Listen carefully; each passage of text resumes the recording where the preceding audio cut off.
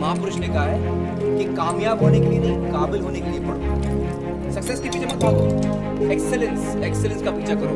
Success तुम्हारे पीछे आएगी।